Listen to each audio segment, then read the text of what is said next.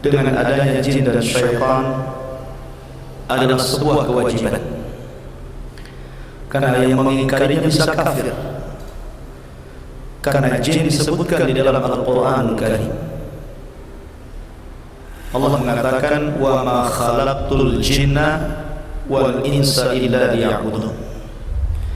Tidaklah aku ciptakan jin dan manusia kecuali keduanya disuruh untuk beribadah kepada-Ku.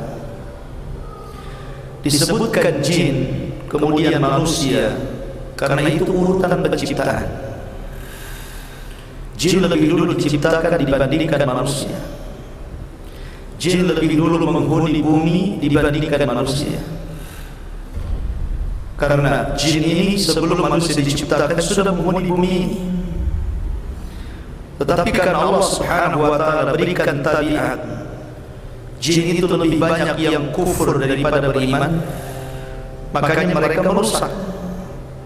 Mereka suka merusak bumi, menumpahkan darah di bumi, dan begitu seterusnya. Makanya ketika Allah Subhanahu wa taala menciptakan manusia, yang pertama kali Allah ciptakan Adam alaihi salatu wassalam, ketika itu malaikat sempat protes dan mengatakan di hadapan Allah Subhanahu wa taala, apakah engkau akan menciptakan makhluk yang akan merusak dan menumpahkan darah? Padahal kami ya Rabb adalah umat yang senantiasa bertasbih dan memuji-Mu. Tapi Allah Subhanahu wa taala mengatakan, inni a'lamu ma la ta'lamun. Aku tahu, kalian tidak tahu. Dan ternyata ketika Allah Subhanahu wa taala ciptakan manusia, malaikat baru tahu bahwa di antara turunan manusia ada yang menjadi nabi dan rasul. Ada yang tingkatannya lebih tinggi dibandingkan mereka para malaikat. Artinya manusia berbeda dengan jin, karena tidak ada satupun nabi dan rasul yang diutus dari kalangan jin. Nabi dan rasul itu ada dari manusia saja. Jin hanya mengikuti nabi dari manusia.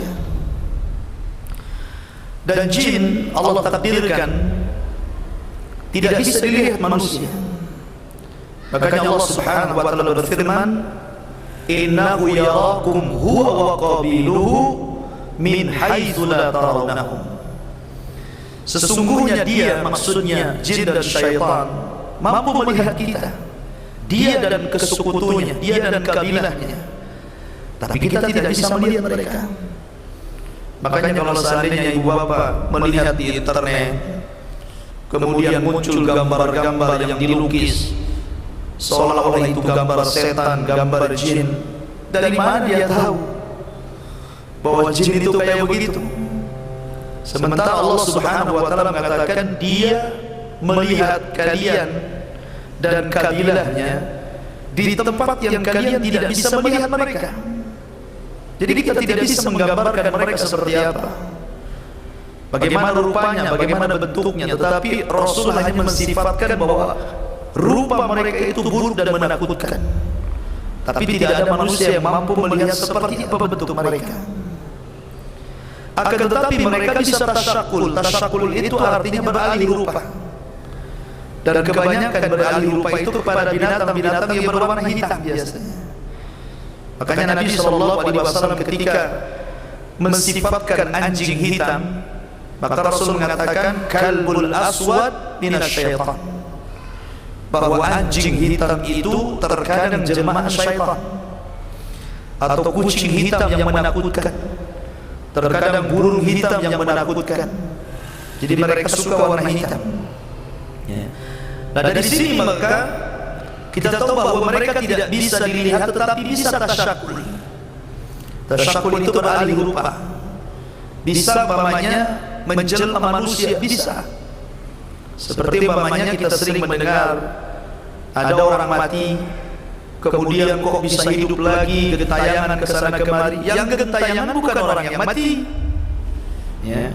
Orang yang mati itu kalau sudah masuk ke dalam kuburan, dia nggak bisa lagi naik ke bumi, karena ada barzakh. Barzakh itu benteng penghalang alam kubur dan alam dunia. Lalu siapa itu yang gentayangan itu yang mirip dengan orang mati itu? Kata para ulama, itulah qarin. Karena setiap orang itu punya qarin dari jin. Qarinnya itulah yang gentayangan kemana-mana, yang kemudian menakut-nakuti manusia. Dari sini bahwa kita tahu bahwa jin itu tidak bisa memperlihatkan dirinya kecuali dengan beralih rupa, ataupun dengan cara kita rasakan. Keberadaannya kita bisa rasakan. Sebagaimana malaikat keberadaannya bisa kita rasakan, maka jin dan syaitan juga sama bisa kita rasakan. Mereka itu di sekitar kita. Seperti mamanya ibu dalam rumah mau ke kamar mandi, kok nampaknya kalau lewat di satu ruangan ini kok bulu kuduk agak merinding-rinding, kayaknya nggak tenang begitu kan, maunya cepat-cepat saja. Pokoknya nggak tenang, mau ke kamar mandi maunya cepat-cepat saja, mau ke dapur gelap kayaknya takut. Lah itu maknanya kita bisa merasakan bahwa di sekitar situ ada jin dan syaitan. Kita bisa merasakan. Makanya kenapa kemudian para ulama mengatakan bahwa jin itu terkadang untuk menakut-nakuti kita, mereka hinggap di beberapa media. Mungkin media bayangan, ya, seolah-olah kita melihat sesuatu sekilas kemudian hilang begitu saja, atau mungkin suara-suara yang seolah-olah ada suara yang jatuh padahal tidak ada yang jatuh, atau suara angin, atau suara gemuruh gitu kan. Terkadang mereka masuk ke media-media seperti ini untuk menakuti manusia.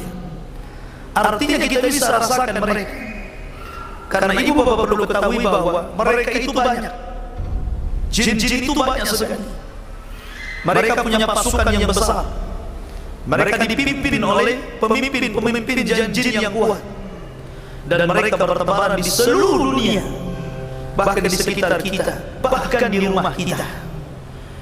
Karena jin itu ada yang menetap di rumah seorang muslim, ada juga yang mereka gentayangan ke sana kemari mencari kesempatan untuk masuk ke rumah kaum muslimin. Seperti umpamanya jin-jin yang menghuni kamar kita adalah jin-jin yang ada di kamar mandi. Memang mereka tinggal di situ, mereka tidak pernah keluar dari situ. Makanya kenapa setiap orang yang masuk kamar mandi disuruh berdoa kan? Allahumma inni a'udzubika minal khubuthi wal khaba'ith. Ya Allah, aku berlindung darimu dari syaitan atau jin laki-laki dan syaitan atau jin perempuan. Sebab kalau seandainya kita tidak berdoa seperti ini kemudian masuk kamar mandi, maka mereka melihat aurat kita. Tapi kalau kita berdoa dengan doa ini kemudian masuk ke kamar mandi, walaupun kita telanjang, mereka tidak sanggup melihat kita, pandangan mereka terhalang. Makanya kenapa Nabi SAW mewanti-wanti, karena kondisi di kamar mandi itu menakutkan. Makanya dulu pernah saya ceritakan tentang, dan ini kisah juga datang dari salah satu syekh yang mengajar saya di Yaman. Jadi di daerah Hadraul Maut itu ada seorang guru yang sedang mengajar di sekolah dasar. Jadi ada salah satu muridnya itu mungkin melakukan kesalahan di kelas, akhirnya dihukum. Rupanya hukumannya diletakkan di kamar mandi sekolahan, kemudian dikunci dan akan dibuka kalau habis pelajaran dia. Akhirnya setelah selesai pelajarannya, Allah takdirkan lupa dia, masih terkunci di kamar mandi sampai dia pulang. Lupa kalau dia hukum salah satu muridnya itu yang perempuan. Baru dia ingat tengah malam, dia ingat bahwa dia telah menghukum salah satu santrinya. Dia ngomong sama suaminya dan mengatakan bahwa saya sudah menghukum salah satu murid perempuan saya di kamar mandi. Keduanya cepat datang ke sekolah. Kemudian setelah dibuka pintu kamar mandi itu, rupanya anak itu berubah.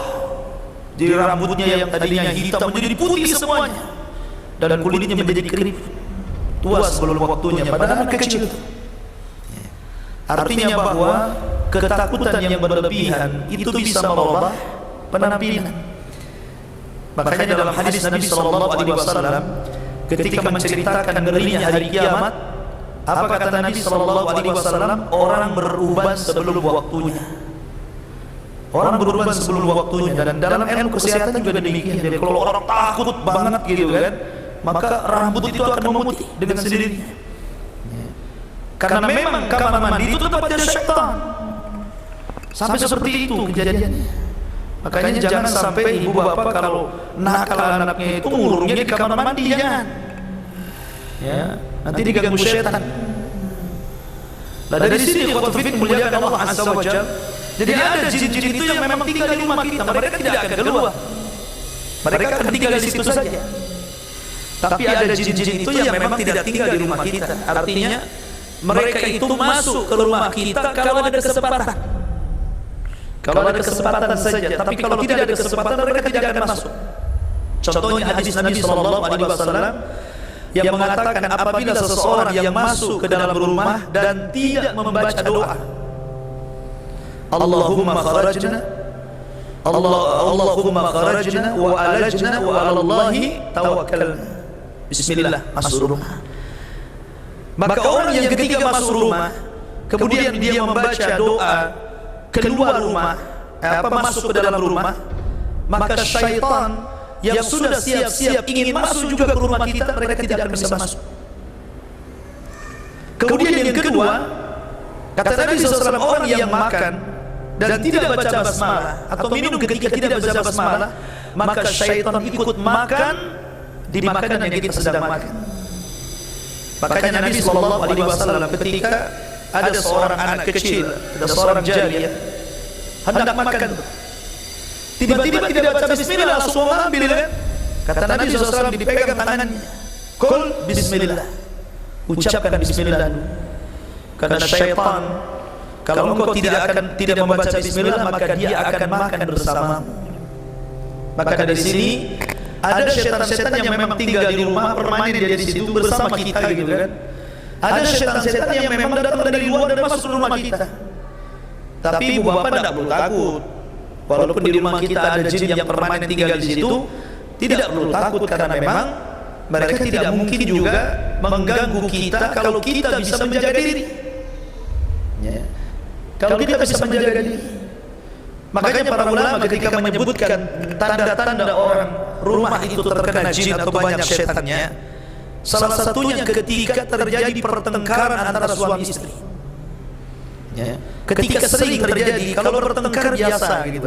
Tapi kalau selalu bertengkar, ada masalah sedikit bertengkar, masalah sedikit bertengkar, berarti rumah ibu bapak itu banyak setan.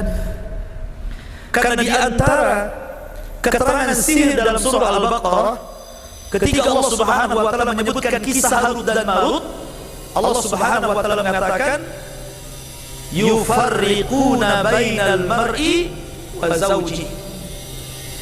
Di antara ilmu sihir itu berusaha untuk supaya suami istri berpisah. Suami istri berpisah. Makanya mereka berusaha supaya suami itu menceraikan istrinya. Itu targetnya mereka. Jadi targetnya syaitan yang diutus oleh iblis itu adalah bagaimana menghancurkan keluarga kaum muslimin. Jadi setiap hari iblis itu, istana iblis itu kan di tengah lautan. Jadi iblis itu setiap hari akan mengutus tentara-tentara yang banyak. Kemudian setelah mereka diutus dan pulang menghadap iblis, masing-masing kasih laporan.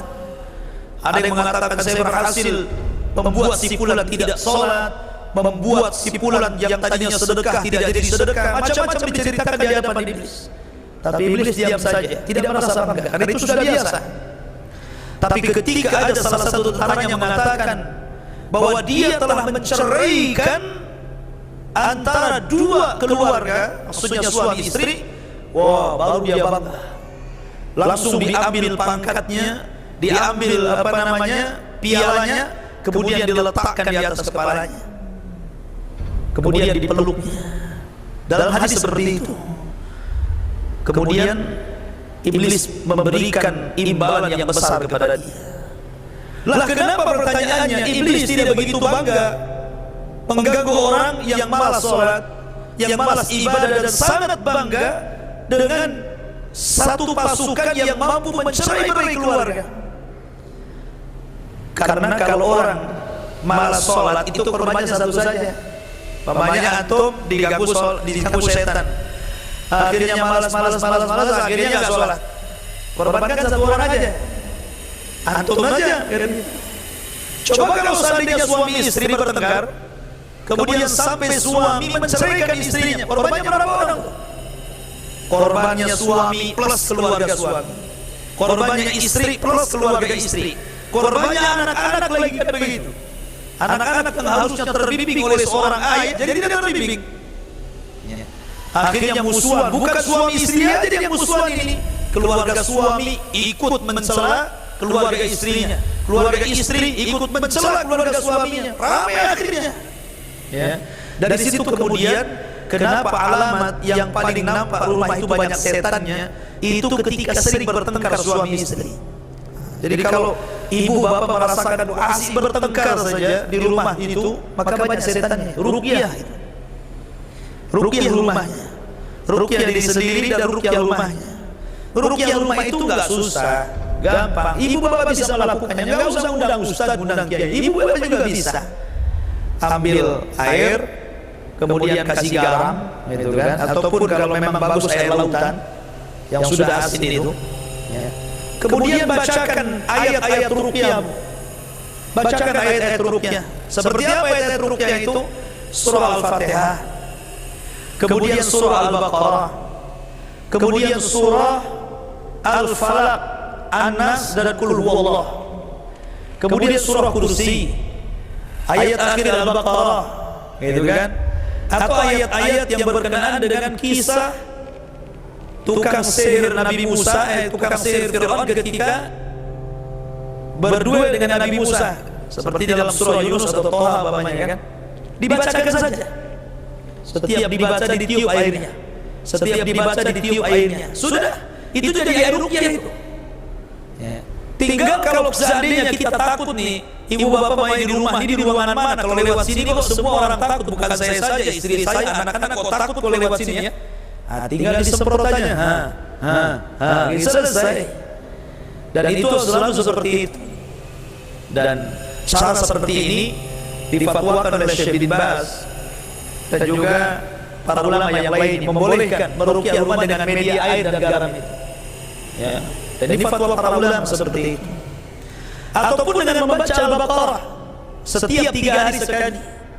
Jadi kalau masih bertengkar ini banyak setannya di rumah, baca surah Al-Baqarah sempurna setiap 3 hari sekali. Kata Nabi SAW, man qara'a surat al-Baqarati yunfaru anhu minhu syaitan. Siapa yang membaca surah Al-Baqarah, maka setan-setan akan lari. Setan-setan akan keluar dari rumah kita. Ada dalam riwayat, walaupun sebagian ulama melemahkannya, mereka akan lari dari rumah kita itu selama 3 hari. Jadi selama 3 hari mereka tidak akan balik. Mereka akan tetap di luar. Baru setelah kemudian 3 hari kita baca lagi. Setelah 3 hari kita baca lagi, ya, supaya mendapatkan rumah tangga yang sakinah, mawaddah dan rahmah. Karena pertengkaran itu salah satu penyulutnya dari syaitan. Salah satu penyulutnya. Ya memang tidak mesti dari syaitan, ya, tetapi kebanyakan pertengkaran rumah tangga itu dari syaitan.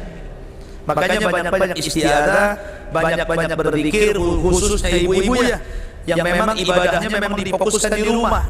Kalau laki-laki itu kan di masjid, tapi kalau ibu-ibu itu kan difokuskan di rumah. Sholat wajib lebih baik di rumah dibandingkan di masjid. Sholat sunnah lebih baik di rumah dibandingkan di masjid. Baca Quran, zikir. Makanya Rasul mengatakan jangan jadikan rumah-rumah kalian seperti kuburan. Artinya sepi kuburan itu. Jangan. Rumah kita jangan seperti kuburan. Bacakan Quran, bacakan zikir. Kalau capek baca Quran kan sekarang sudah ada murotal. Tinggal disetel kencang-kencang gitu supaya syaitan itu lari. Ini diantara, dan jin itu perlu Bapak Ibu ketahui, tidak semua jin itu jahat. Ada jin yang beriman, ada juga jin yang kafir. Ada jin yang fasik, ada juga jin yang musyrik, gitu kan. Karena Allah yang mengatakan wa inna minna salihuna wa minna duna dzalik kunna tara'iqa qidada.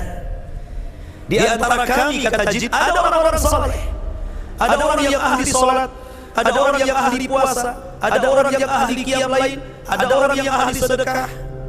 Tapi ada juga yang tidak seperti itu. Maksudnya malas salat, malas puasa, malas zakat, malas zikir, malas baca Quran gitu kan. Kunna tara'iqa qidada. Kita ini berjenjang-jenjang sama dengan manusia kan. Ada yang ahli salat, ada yang ahli puasa, ada yang ahli sedekah, ada juga yang malas salat, bahkan tidak salat, ada juga yang malas puasa, bahkan sengaja berbuka di bulan Ramadan. Jadi kehidupan jin itu kurang lebih dalam agama dengan kehidupan manusia. Akan tetapi orang-orang yang beriman dari kalangan manusia lebih banyak dibandingkan jin-jin yang beriman kepada Allah. Jadi secara mayoritas mereka lebih banyak kufur, tapi manusia lebih banyak beriman karena tabiatnya seperti itu. Jadi mereka itu juga ada yang suka ta'lim. Mungkin di masjid ini kita sedang ngaji, ada orang-orang jin-jin yang antum tidak lihat dia sedang duduk di sini. Ya kan? Jangan-jangan di samping-samping. Jadi kita tidak tahu. Tapi jin juga sama kehidupannya. Dan agama mereka sama dengan agama manusia. Artinya mereka mengikuti Nabi manusia. Mereka mengikuti Nabi Sallallahu Alaihi Wasallam. Makanya ketika Nabi Sallallahu Alaihi Wasallam berdakwah di Taif, setelah tidak mampu berdakwah di Mekah dan diusir, Rasul mencoba mencari daerah baru untuk area dakwah. Berangkat saja ke Taif. Sampai di Taif, ditolak juga orang Taif. Bahkan lebih kencang lagi, sampai melempari Rasul, sampai Rasul berdarah. Akhirnya Rasul keluar dari Taif, mau masuk Mekah takut. Karena bagaimanapun orang-orang Mekah sudah mulai mengancam. Barulah Rasul bisa masuk ke Mekah itu setelah ada jaminan dari ayahanda Zubair bin Mut'im. Ya. Dia ada jaminan di situ. Tapi sebelum ada jaminan Rasul tidak berani masuk Mekah. Jadi Rasul berada di perbatasan untuk mencari yang bisa menjamin dia supaya bisa masuk Mekah lagi. Lah selama di perbatasan kota Mekah, Nabi Sallallahu Alaihi Wasallam tersesat jalan sampai di kebun kurma. Di situlah Nabi Sallallahu Alaihi Wasallam sholat dan mengencangkan suaranya. Rupanya ada sekitar 6 jin ataupun 7 jin itu nyasar ke situ. Karena kita tahu bahwa sebelum diutusnya Nabi Sallallahu Alaihi Wasallam, langit itu tidak dijaga. Jadi jin itu bisa naik ke langit, mencuri dengar perkataan malaikat yang sudah disampaikan kepada para dukun. Tapi setelah diutusnya Rasul, langit itu dijaga dengan cara apa? Memfungsikan bintang. Makanya kalau kita lihat meteor-meteor itu kan, di zaman itu meteor itu tanda Allah melempar setan, sehingga setan tidak berani lagi naik. Tetapi setelah diutusnya Rasul, maka tidak ada satupun jin yang mampu naik ke langit karena akan dilempar oleh bintang. Sehingga kemudian pimpinannya iblis ini merasa heran, aneh, macam mana nih anak buah dia tidak bisa naik. Sehingga mereka disuruh untuk mencari-cari berita kenapa kemudian mereka tidak bisa dan tidak sanggup naik ke langit. Akhirnya disebarlah jin ke sana kemari itu, mencari berita macam mana kok bisa terjadi seperti itu. Rupanya ada jin sekitar 6, 7 atau mungkin 8 nyasar sampai di kebun kurma. Tiba-tiba mereka melihat Nabi Sallallahu Alaihi Wasallam sedang sholat dan membaca Al-Quran dikeraskan. Didengar sama jin-jin itu. Rupanya sedap juga. Akhirnya kemudian jin-jin itu beriman. Ya, beriman dengan Rasul. Dan itulah jin yang pertama kali beriman dari kabilah Yaman. Jadi jin-jinnya orang Yaman dulu yang pernah pertama beriman kepada Nabi Sallallahu Alaihi Wasallam. Baru setelah itu mereka pulang ke Yaman dan mendakwai kepada jin-jin yang ada di Yaman. Maka ratusan bahkan ribuan masuk Islam. Akhirnya mereka meminta kepada Nabi Sallallahu Alaihi Wasallam agar Rasul menyempatkan waktu khusus untuk berdakwah kepada mereka. Bagaimana dalam hadis Nabi Sallallahu Alaihi Wasallam ketika Rasul pernah dalam giliran Aisyah radhiyallahu anha, di malam itu Aisyah kehilangan Nabi. Kemudian curiga disangkanya Rasul ke istri-istrinya yang lainnya. akhirnya dibuntuti dari belakang. Ya, biasanya orang poligami begitu. Ya, curiga istri pertama itu.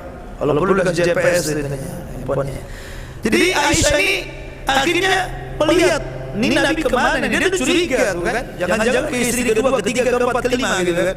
Rupanya Nabi SAW ke padang pasir. Ngomong sendiri gitu kan. Kemudian Nabi baru menjelaskan bahwa saya sedang mendakwai kaum jin. Ya. Artinya bahwa jin-jin itu mereka adalah agama yang sama dengan kita Islam, nabinya sama dengan kita Nabi Muhammad SAW, dan pada hari kiamat jin juga sama dengan manusia akan dihisab. Mereka akan dihisab.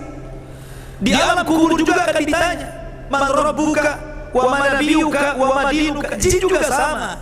Karena jin-jin juga meninggal. Yang tidak meninggal cuma satu, iblis saja. Kalau iblis memang tidak akan meninggal, karena dia sudah meminta perjanjian dengan Allah, fa'andzirni ila yaumin yub'atsun. Ya Allah, tangguhkan usiaku sampai dibangkitkan kiamat. Maka Allah mengatakan, innaka minal mundzirin. Kalau begitu, aku kabulkan permintaan. Jadi dia enggak mati cuma iblis. Kalau anak buahnya jin-jin mati sama dengan manusia. Dan mereka juga melewati alam kubur sama dengan manusia. Mereka juga akan ditanya seperti manusia ditanya, dan mereka juga akan dihisab seperti manusia akan dihisab.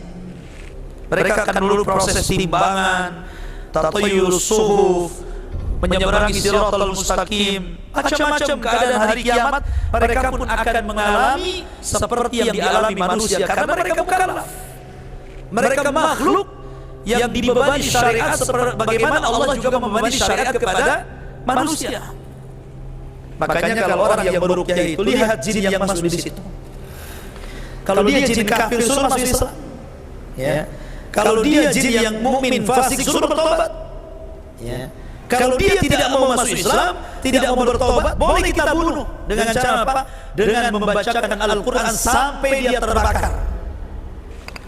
Cara membunuhnya seperti itu. Bukan ambil pisau kemudian nusuk orang yang kesurupan, mati juga seorang orangnya ya. Jinnya tak mati. Ya, bukan begitu cara membunuhnya, tapi dengan cara dibacakan ayat Al-Quran. Karena ayat Al-Quran bagi mereka itu panas dan bisa membakar dan bisa membunuh. Ya. Makanya kenapa ruqyah itu kebanyakan dari ayat-ayat Al-Quran atau hadis-hadis Nabi SAW yang mengajarkan doa-doa ruqyah, karena mereka hanya takut dengan itu. Ya. Makanya kita ruqyah diri sendiri atau anak kita gitu kan, kalau sakit sering nangis malam-malam kok nggak mau berhenti, ya boleh juga itu mungkin diganggu syaitan. Ruqyah oleh kita, bacakan ayat-ayat ruqyah, jangan panik. Ya. Bacakan ayat ruqyah, pegang ubun-ubunnya, bacakan surah kursi, surah Al-Fatihah, qul huwallahu, qul a'udzu birabbil falaq. Insyaallah kalau memang ini datang dari gangguan jin akan hilang, akan sembuh dengan sendirinya. Ya. Jadi alam jin itu kurang lebih dengan alam manusia, tetapi bedanya mereka tidak bisa dilihat dan mereka mampu melihat kita.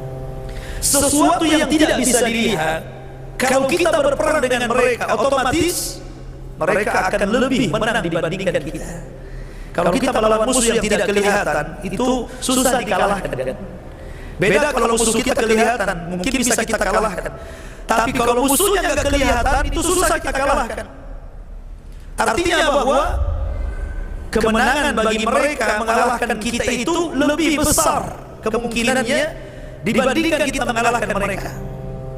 Tetapi walaupun demikian, agama Islam mengatakan bahwa sekuat-kuatnya jin, walaupun mereka tidak bisa dilihat oleh kita dan mereka bisa melihat kita, dan mereka punya tentara yang banyak dan pasukan yang kuat, tetap saja Allah mengatakan inna kaida syaitan kana dhaifa. Sesungguhnya tipu daya setan itu lemah, bisa kita lawan. Ya. Bagaimana cara melawan mereka? Cara melawan mereka dengan Al-Quran, dengan zikir, dengan doa. Ya, itu cara melawan mereka. Karena kita tidak mungkin melawan mereka dengan senjata, dengan pedang, dengan pistol. Nggak mungkin, mau nembak siapa nggak kelihatan. Ya. Jadi cara memerangi mereka itu dengan ayat-ayat Al-Quran. seperti umpamanya doa-doa ruqyah ataupun zikir-zikir pagi dan petang. Karena di lingkungan kita sendiri dalam rumah itu ada saja setannya. Di kamar kita ada setannya, di kasur kita ada setannya, ya kan, di ruangan tamu ada setannya. Hampir semua isi rumah itu kalau tidak berzikir setan semuanya. Makanya kenapa Nabi SAW mengatakan kalau kita hendak tidur, kita disuruh baca apa? Qul huwallah, qul a'udzu birabbil falaq, qul a'udzu birabbin nas, kemudian diusap-usap sampai sekenanya 3 kali. Ya. Jadi baca dulu a'udzubillahi minasyaitonir rajim, qul huwallahu ahad, Allahus samad, lam yalid wa lam yulad wa lam yakul lahu kufuwan ahad. Bismillahirrahmanirrahim. Qul a'udzu birabbil falaq min syarri ma khalaq wa min syarri ghasiqin idza waqa, min syarri nafathati fil 'uqad, min syarri hasidin idza hasad. Bismillahirrahmanirrahim. Qul a'udzu birabbin nas, malikin nas, ilahin nas, min syarri waswasil khannas, alladzi yuwaswisu fi sudurin nas minal jinnati wan nas. Ha, begini kan? Nah, sekenanya usap-usap, nanti baca gitu lagi. Baca 3 kali. Ya, baru membaca doa tidur, baru tidur. Ya. Karena kata Nabi SAW, maka selama dia tidur sampai pagi hari, maka dia terhindar dari sihir.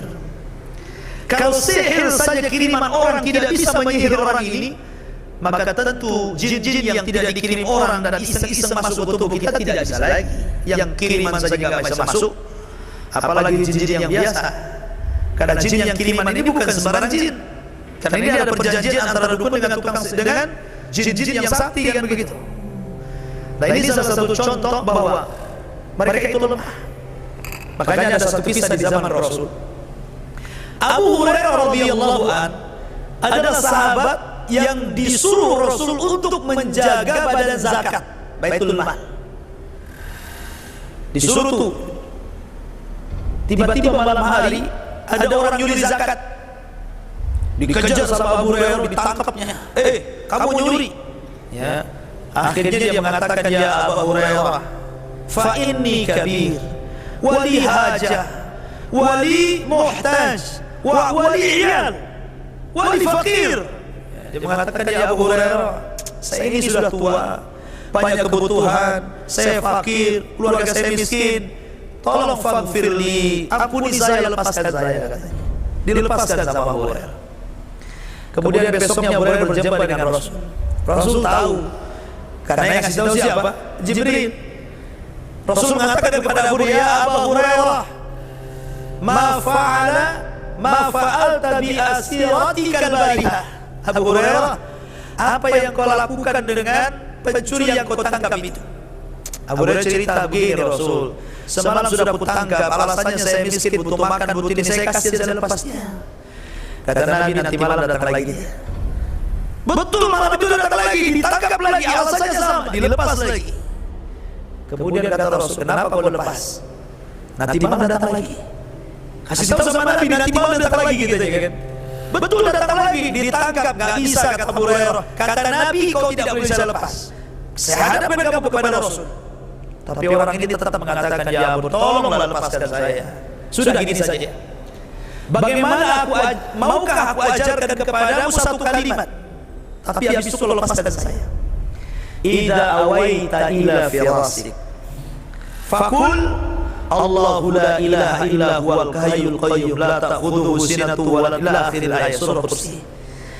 Kata orang ini, wahai Abu Hurairah, maukah ku ajarkan kepadamu sesuatu? Kalau engkau ingin tidur, jangan lupa baca surah Kursi. Kalau engkau baca surah Kursi, setan akan lari dari tidurmu. Kemudian dilepas sama dia, karena udah kasih amalan. Besoknya datang kepada Rasul bercerita, Rasul sudah tahu duluan. Maka Rasul mengatakan, ya Abu Hurairah, tahukah kamu siapa dia? Pencuri yang 3 hari berturut-turut nyuri itu, kamu tahu siapa dia? Abu Hurairah mengatakan, Allah wa Rasulullah, Allah dan Rasulnya yang tahu, saya nggak tahu. Kata Rasul, dia adalah syaitan. Sadaqaka wa huwa kadhub. Apa yang dia ucapkan kepadamu, bahwa apabila engkau hendak tidur baca surah Kursi kemudian setan akan lari, itu benar. Tapi dia sendiri pendusta. Setan sendiri pendusta, tapi yang diajarkan itu benar. Ya. Dari sini faedahnya, terkadang setan itu ketika menggoda manusia tidak bisa dari jalan yang buruk, maka dia akan cari jalan yang baik. Orang ini suruh nggak sholat, nggak bisa sih sholat terus. Maka setan mengatakan, biarkan sholat aja, sholat yang banyak, sholat yang banyak. Kemudian dimasukkan benih-benih ria, benih-benih takabur, ya kan? Orang suka belajar, susah ini, malas. Orang ini kok semangat, dimakin disemangati setan, belajar yang pintar, belajar yang kuat gitu kan. Kemudian ditanamkan sifat takabur, ya, membantah ulama. Kemudian macam-macam gitu kan. Itulah syaitan. Makanya jenjang setan itu kan yang pertama menggoda manusia, tingkatan yang paling tinggi dulu namanya syirik. Orang itu suruh syirik dulu. Enggak bisa syirik, tingkatan kedua bid'ah. Enggak bisa bid'ah, tingkatan ketiga dosa-dosa besar. Enggak bisa melakukan dosa besar, tingkatan yang keempat dosa-dosa kecil. Enggak bisa juga dengan dosa kecil, maka tingkatan yang terakhir disuruh disibukkan dengan perkara yang tidak ada manfaatnya, tidak ada faedahnya. Nah, itu urutannya begitu. Dari yang paling tinggi sampai yang paling bawah, enggak bisa dengan yang ini, enggak bisa dengan yang ini, sampai yang terakhir enggak bisa apa-apa. Maka setan akan menyibukkan dia dengan perkara yang tidak ada faedahnya. Memang enggak dosa, tapi enggak ada manfaatnya. Ya. Makanya kenapa bahasa Al-Quran mengatakan wala tattabi'u khutuwat syaitan. Jangan kau ikuti langkah-langkah gitu kan. Menunjukkan bahwa setan itu banyak langkahnya, enggak bisa begini, enggak bisa begini, enggak bisa begini. Sampai hamba itu tunduk di hadapannya. Dari sini ikhwatul fiddin pentingnya kita melindungi diri sendiri, melindungi keluarga dari gangguan syaitan. Karena salah satu yang tampak saja adalah di pertengkaran. Jadi kalau orang suka bertengkar, tetangga agak suka dengan tetangganya, itu kan suka memusuhinya, mengadu domba. Nah, itu memang banyak setan di sekitar kita gitu. Tapi tidak perlu takut, tetapi kita harus mensikapi bagaimana muamalah dengan mereka gitu kan. Bagaimana kita muamalah dengan jin ini. Ya, mensikapinya bagaimana? Gak perlu takut, gak boleh takut seorang mukmin dengan mereka. Ustaz, bagaimana masih takut juga? Saya lewat kuburan suka merinding-merinding. Ya. Saya lewat yang gelap-gelap makin merinding. Ya. Apalagi ada suara anjingnya makin merinding gitu kan, makin laju tuh langkahnya. Apa takut sama setan syirik? Tidak syirik. Orang takut sama setan itu wajar. Kenapa? Karena setan musuh. Allah mengatakan inna syaitana lakum aduwwun fattakhiduhu aduwwa. Setan bagi kalian musuh, ambil dia sebagai musuh. Artinya kalau kita takut musuh wajar kan begitu. Di dunia saja sesama manusia kita punya musuh takut. Ya, kalau takut musuh enggak apa-apa, sekedar takut lah ya. Tetapi kalau sampai ketakutan itu melakukan hal-hal yang menyimpang, itu yang tak boleh. Ya. Karena kita takut banyak setan di rumah, didatangkan dukun untuk ngusir setan di rumah. Bukan takut sama setannya masalah, datangkan dukunnya dia masalah. Ya. Atau menaruh raja-raja, jimat-jimat, atau melakukan hal-hal yang tidak ada sunnahnya mengusir setan, itu yang tak boleh. Kalau takutnya saja tidak ada masalah. Makanya Nabi SAW mengatakan kalau setan datang menakut-nakutimu, jangan pedulikan, cukup yakin baca basmalah, kata Rasul. Bismillah, Bismillah, itu saja. Jadi kalau seandainya kita lewat kok merinding-merinding, Bismillah, Bismillah, itu saja cukup. Itu sabda Nabi, kita harus yakin. Mereka juga tidak mungkin mencekik ibu. Nggak ada ceritanya orang takut dicekik gitu kan. Kalau sama manusia bisa dicekik, bisa dibunuh. Mereka nggak bisa. Mereka sendiri takut dengan kita sebenarnya. Sebagaimana kita takut kepada mereka, mereka pun takut kepada kita. Karena kita ini musuh mereka. Mereka takut juga. Kalau kita berani, mereka takut. Kalau kita takut, mereka berani. Nah, makanya Nabi SAW ketika berbicara kepada Umar, wahai Umar, kalau engkau berjalan di satu jalan, kemudian setan berjalan di jalan yang sama dengan jalan yang kau lewati di situ, setan lari dari kamu. Umar kan melihat setan ya. Tapi Nabi SAW bersabda seperti itu karena wahyu bahwa setan itu takut sama Umar gitu kan. Kenapa? Karena Umar itu seorang sahabat yang ahli ibadah. Makanya takut kepada ahli ibadah. Mereka takut itu menunjukkan mereka takut gitu kan sama manusia. Sebagaimana kita takut kepada mereka. Ya, tetapi tidak perlu takut. Ya, yang penting kita bentengi Bu ya. Jadi kalau seandainya di waktu maghrib Rasulullah melarang jangan buka pintu, ya tutup maghrib karena setan itu berkeliaran di situ. Baru kalau setelah agak malam boleh kita buka jendela. Sebelum tidur kita tutup baca bismillah semuanya. Sampai pun naro tutup panci gitu kan, banyak masakan belum habis, baca bismillah Bu, supaya setan ngangkat. Ya. Makanya setan itu juga menanti makanan dari kita. Sebagai ulama mengatakan salah satu makanan jin apa? Tulang. Jadi kalau orang makan tulang, anggaplah sop tulang, gitu kan. Kemudian setelah habis nih daging yang kita makan, kemudian kita lempar ke tong sampah, baca bismillah, bismillah. Maka tulang itu akan tumbuh kembali dagingnya dan akan dimakan jin. Akan dimakan jin. Karena itu makanannya. Ya. Kok bisa tumbuh kenapa tetap aja tulang? Ya kan beda gitu. Maksudnya ditumbuhkan daging yang hanya dilihat oleh mereka. Kita aja nggak tahu bagaimana cara makannya, apa seperti kita congo juga gitu kan. Dan nggak tahu kita seperti apa makannya, gaib gitu kan. Kok nampak gak gerak-gerak tulangnya kan gitu. Ya nggak tahu, itu kan alam gaib. Karena alam jin itu salah satu alam yang kita harus beriman saja. Alladzina yu'minuna bil ghaib, itu ciri-ciri orang yang bertakwa dalam surah Al-Baqarah di awal. Ya. Maka cukup beriman. Wallahu a'lam, ini di antara sekelumit tentang alamul jin wasyayatin.